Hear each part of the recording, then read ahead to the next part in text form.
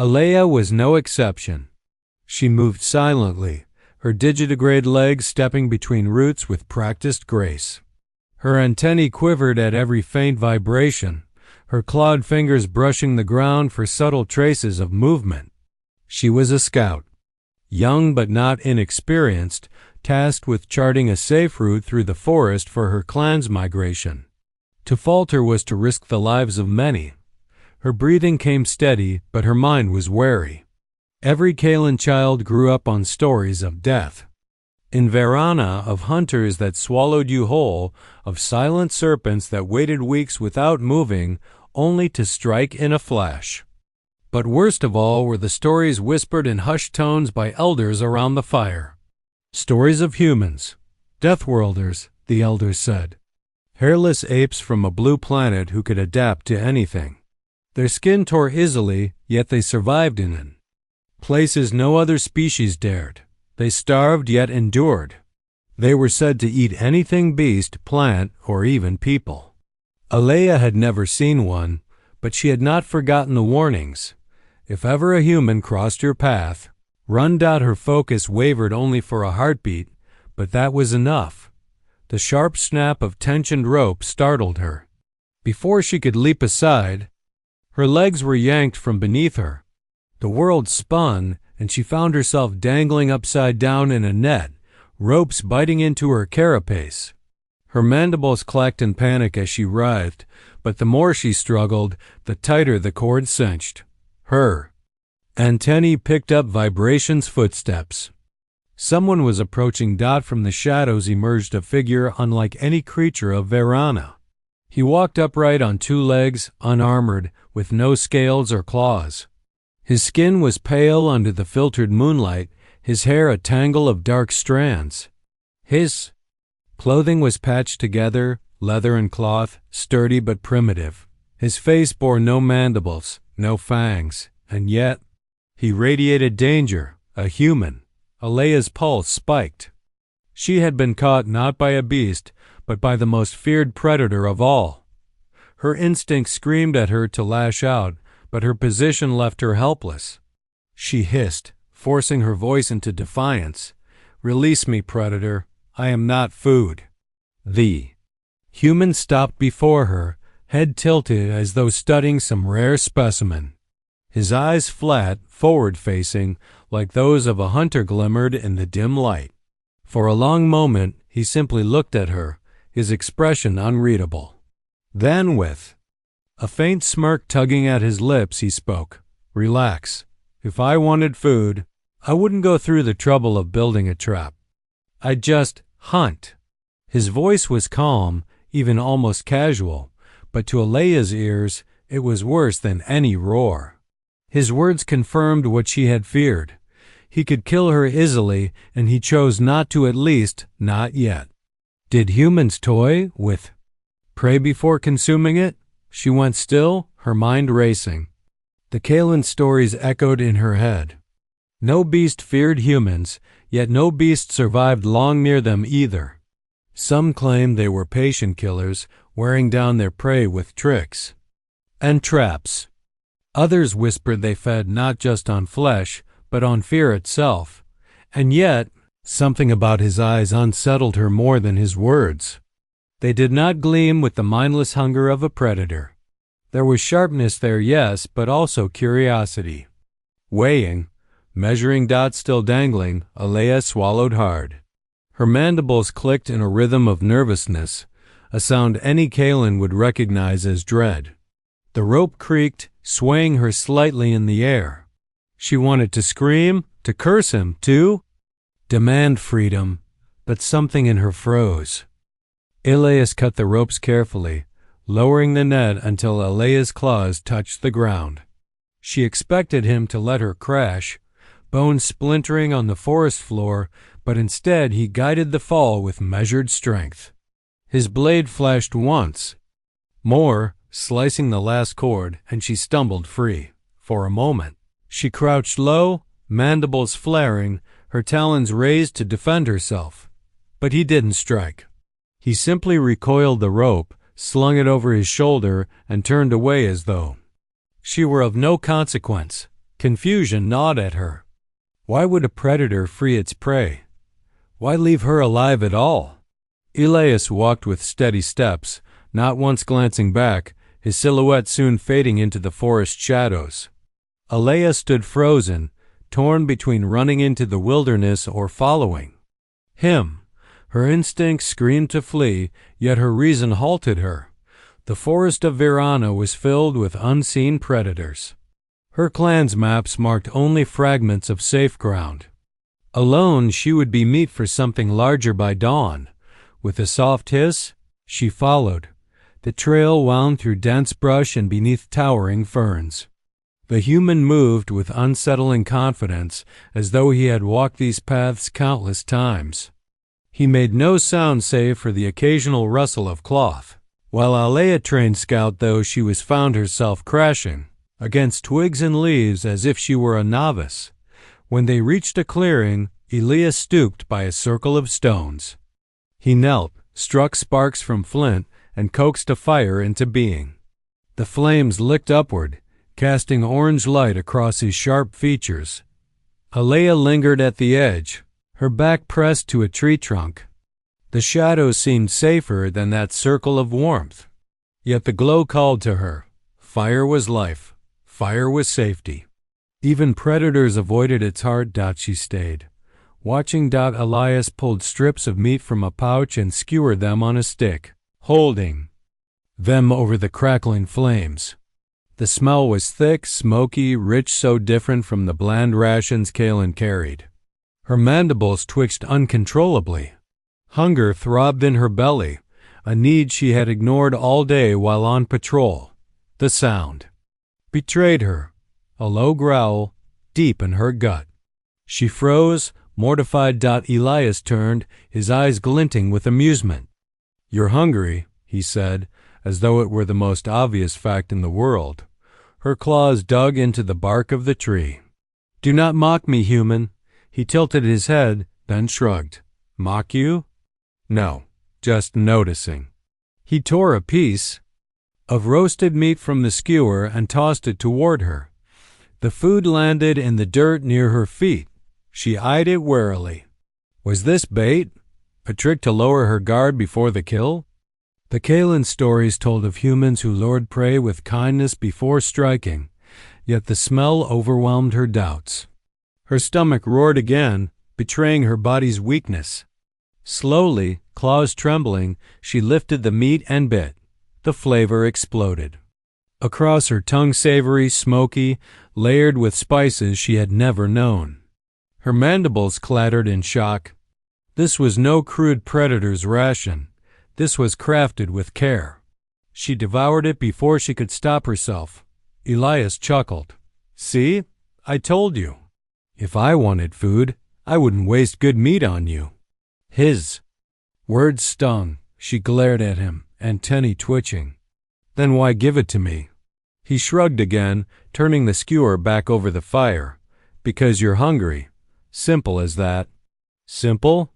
Nothing about this was simple. Alea's mind spun. If he had killed her, she would have understood. If he had tortured her, she would have understood. But this, sharing warmth, sharing food, this was alien, dangerous. She studied his face in the shifting firelight. His eyes were not cold, not blank like a beast's. They held thought, weight, something deliberate. And when those eyes lingered on her, the fear in her chest deepened, because the hunger she saw there was not for her flesh, it was for something else. Something unnamed, something her people did not speak of except in whispers. The way he looked at her was the way one might look at a horizon, not a meal. Alea shifted uneasily. The Kaelin had always said humans devoured anything they touched. But perhaps, she thought, their hunger was not of the body alone. Perhaps it was far more dangerous than that. She leaned back against the tree, watching the flames dance. And as the warmth seeped into her carapace, she realized something far more terrifying than being eaten alive. She realized she no longer wanted to leave. When she stirred, Elias was already moving about the clearing, coiling ropes, sharpening his blade against a stone. His motions were calm, efficient, entirely at ease in the death world that surrounded them. She studied him in silence, her mind wrestling with contradictions. The stories said humans devoured. They took without mercy. Yet here he was, leaving food within her reach, guarding the fire through the night, even tossing another strip of roasted meat toward her without a word. Still, suspicion lingered. Perhaps he fattens me before the slaughter, she thought darkly. When Elias rose, shouldering his gear, she followed at a distance. He did not tell her to come. He did not forbid it either. His steps were quiet, almost predatory, yet he seemed oddly unconcerned with her presence. Hours passed as they trekked through thick underbrush. Elias pointed occasionally, gesturing at tracks in the dirt, claw marks on trees, or berries she recognized as poisonous.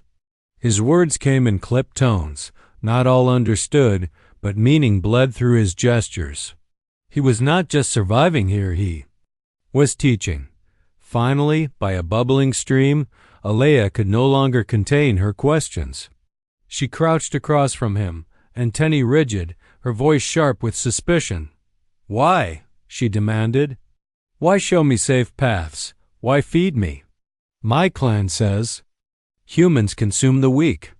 Ilias froze mid-motion, his hands dripping with water as he looked up at her. For a heartbeat, his face was unreadable. Then his brow furrowed, and he barked a short, incredulous laugh. "Consume? As in eat?" "Yes." Her mandibles clicked in emphasis. "The elders speak of it, that humans devour anything, even people." He shook his head, smiling in disbelief. "That's ridiculous. We don't eat people. What kind of stories are they telling about us out there?"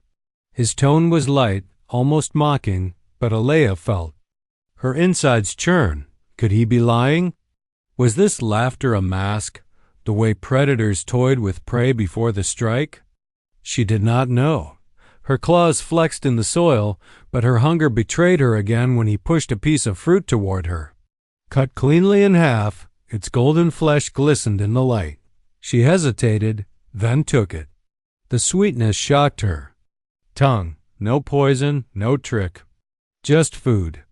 Again, every action of his contradicted her fears, yet she could not shed them. Perhaps this is his way-slow trust. Then sudden teeth as they walked, her gaze wandered often to him. He carried himself like no Kalen. Upright, shoulders squared, yet strangely vulnerable. No armor, no natural weapon save his hands and a blade. And yet, he looked utterly at home in the forest.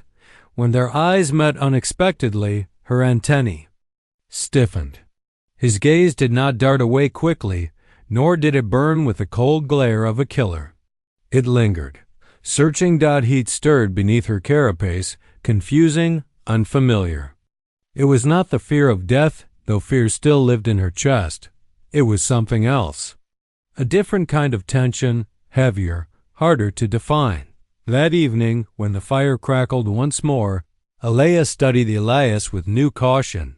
His hands were steady as he prepared the meat, his eyes focused, but when they lifted to hers, she felt pinned in place. There was hunger in that look. She knew hunger. She had felt it claw her stomach, tasted it drive beasts mad. But this was different. His gaze did not linger on her claws, or her plating, or her limbs. It lingered on her eyes. It unsettled her more than teeth ever could. Elias spoke little that night, his silence louder than any words. Alea curled at the edge of the firelight, claws tapping nervously against the ground, but her antennae betrayed her, always angling toward him, always attuned to his movements.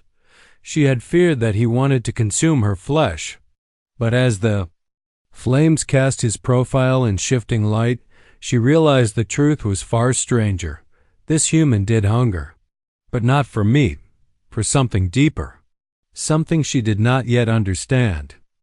Alea found herself moving in step with Elias, though she swore to herself it was only for survival. When he set snares, she watched, noting how deceptively simple they looked until the mechanism snapped shut with lethal precision. When she climbed trees to scout the terrain, he looked up with a half smile. As though impressed that she could move so effortlessly above the forest floor, they began to teach each other in small, quiet ways. Elias showed her how to twist cord, strong enough to hold against the weight of a charging beast. Alea showed him how to sense the shifting of the wind to predict a storm hours before the sky darkened. It was a silent trade, neither acknowledging it openly, but both relying on it more with each passing day. Still, mistrust lingered. At night, Alea would sit near the fire's edge, her claws tapping softly against the soil in a nervous rhythm. Elias would sit across from her, tending the flames, sharpening his knife. His eyes often wandered to her, but he rarely spoke. And yet, in that silence, something thick grew between them. A tension heavier than fear. It was during one of those nights that she finally broke. The fire crackled, sparks rising to vanish. Into the canopy. Elias leaned back, arms resting on his knees, gaze distant. Alea stared at him, her antennae twitching, her chest tight with unspoken questions. She hissed softly, drawing his attention. "Human, tell me, what do you hunger for?" The fire popped loudly, as if answering in his stead. Elias blinked, his expression unreadable. For a long stretch of silence, she thought he would ignore her. Then his jaw tightened. His eyes flicked toward the flames, not her, as though what he was about to say was dangerous even to admit aloud. "Not your flesh," he said finally, his voice low but steady. Then, slowly, he looked at her. "I hunger for something real. Something more than surviving another day. Someone who doesn't just pass through my life. Someone who sees me." Alea's mandibles clicked in confusion. She had expected denial, or perhaps a threat veiled in humor. Not this. Not words that seemed to hold weight far heavier than teeth or claws. "You speak in riddles," she said wearily. He shook his head. "No riddles, just truth. Humans. We don't just hunger with our stomachs. We hunger with our hearts." Her chest tightened again. Kaelin bonds were different, practical, transactional. Desire was physical, often fleeting. To speak of needing another's presence, of wanting to be seen, that was dangerous. Vulnerability was a weakness her kind avoided. Yet here he was, a death worlder, bearing a weakness so plainly. Her instincts screamed at her to mock him, to dismiss his words. Yet she could not, because she recognized something in herself, something she had tried to bury since that first night. When his eyes had lingered too long, the silence grew heavy between them. Elias's gaze did not waver, steady and unflinching. It felt like a trap far tighter than the net she had first fallen into. And unlike that net, this one had no rope she could cut. Finally, she spoke, her voice lower, softer. "You hunger for bond." Elias's lips curved into a faint, almost weary smile. "Yes." Her mandibles clicked once more, slowly, uncertainly. She looked away, but her antennae betrayed her again, angling back toward him, soaking in the warmth of his presence. The firelight painted his face in gold and shadow. He was fragile compared to her species, so easily torn apart by tooth or claw. And yet, there was something unbreakable in him, not his body, but his will, his strange, stubborn yearning. Alea realized then that her greatest fear had never been that he would devour her. It was that she might let herself be caught by this other hunger, the hunger in his eyes, the hunger that asked not for flesh, but for closeness. That night, she did not curl at the edge of the firelight. She moved closer until the warmth of the flames touched them both equally. She did not speak. Neither did he. But when the fire cracked again and Elias leaned back, his gaze catching hers, she did not look away. And in that fragile silence, the walls that had separated predator from prey began to crack. Piece by piece, the forest was still dangerous. The night was still alive with threats. Yet in that circle of firelight, Alea realized the greatest. Danger was no longer what lurked beyond the trees, it was what stirred between them, and it was growing stronger. The end came not with the predator's roar, but with the sharp clicking of mandibles in the distance. Alea froze mid-step, her antennae twitching as vibrations rolled through the ground. They were not the heavy, erratic movements of beasts. They were patterned, coordinated, familiar. Her clan. Elias noticed her reaction instantly. His hand went to his knife, the blade whispering as it slid from its sheath. His body tensed, shifting subtly into the stance of someone prepared for trouble. "Friends of yours?" he asked, voice even. She nodded slowly, but her stomach twisted. To her people, humans were predators, monsters from the old tales, devourers of flesh. What would they do if they found her standing here, alive, beside one? The answer came swiftly. From the trees, armored Kaelin emerged, a dozen at least. Their carapaces gleamed with tribal paint, their weapons sharp and ready. They spread out, surrounding the clearing in a crescent of gleaming eyes, and clicking mandibles. At their head stood her clan leader. Tall and broad-shouldered, antennae flaring wide with fury. His voice cracked through the air like a whip. "Alea! Step away from the predator. It has deceived you, kept you alive to fatten you for its feast." The Kaelin hissed in unison, their bodies tensed for attack. Elias shifted slightly, blade in hand, firelight catching on the steel. His face was calm, but Alea felt the storm brewing beneath his steady eyes. Her throat tightened. This was the moment of choice. Elias could fight, she knew it. His traps, his skill, his stubborn will. But against so many, he would die. And her clan would never forgive her for standing beside him. Her leader's voice thundered again. "Come to us, Alea. You are Kaelin. Do not let this beast claim you." She trembled, her claws flexing at her sides. The forest around them seemed to hold its breath. Then, slowly, she stepped forward, not toward her clan, but toward Elias. Gasps rippled through the Kaelin ranks. Her leader snarled, "What are you doing?" Alea's voice shook, but she forced strength into it. "You are wrong. He did not deceive me. He could have ended me when I was bound in his trap. He could have abandoned me to the beasts. But he shared fire. He shared food. He showed me paths even I did not know." Her clan muttered in disbelief, mandibles clattering with agitation. She turned her gaze to Elias. His jaw was tight, his hand white-knuckled around his blade, but his eyes were steady on hers, unwavering. She drew strength from them. Her voice lowered, but carried. "He hungers, but not for flesh." "Then for what?" her leader hissed. Elias spoke, his voice cutting through the air with surprising steadiness. "For her. Not her body, not as food, not as prey. I hunger for her spirit, for who she is." The Kaelin hissed louder, confusion and outrage mixing.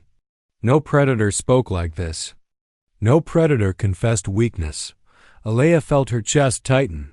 She had demanded he say it, and he had openly, before her clan, with no shame. His hunger was not for her death. It was for her life. Slowly, deliberately, she stepped to his side. Her mandibles brushed against his shoulder, a gesture of claim among the Kaelin, intimate and undeniable. The clearing fell silent. Her leader staggered back half a step, disbelief clear even in his rigid posture. The Kaelin whispered among themselves, mandibles clacking, antennae twitching nervously. To choose a human to claim a human was unthinkable. Yet Alea stood firm, her body rigid with defiance, her decision absolute. Elias blinked at the touch, then a faint, almost relieved smile curved his lips. He lowered his blade, no longer preparing to fight. Alea turned back to her clan, her voice steady now. You call him predator. But he has shown me fire without chains, food without cruelty, a hunger without destruction. You may see only a beast, but I see truth. The silence stretched long. The forest seemed to listen out at last. Her leader spat onto the ground, mandibles clattering in disgust. You are foolish, Alea. You will regret this bond. He gestured, and one by one, the Kalan melted back into the forest, their eyes burning with disapproval. When the last of them vanished, the night fell quiet again. Only the fire crackled. Only the two of them remained. Alea's claws trembled as she pulled back, but Elias caught her gaze, his expression soft. You didn't have to do that, he murmured. Yes, she whispered back. I did. For she finally understood. She had feared being consumed, her body, her freedom, her very life. But Elias hungered for something else entirely. A hunger not of flesh, but of soul.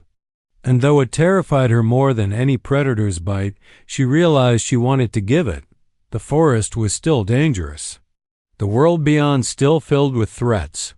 But in that firelit clearing, Alea knew the truth, the greatest hunger of all was not the one that killed Dot, it was the one that bound two lives together, and she was no longer afraid.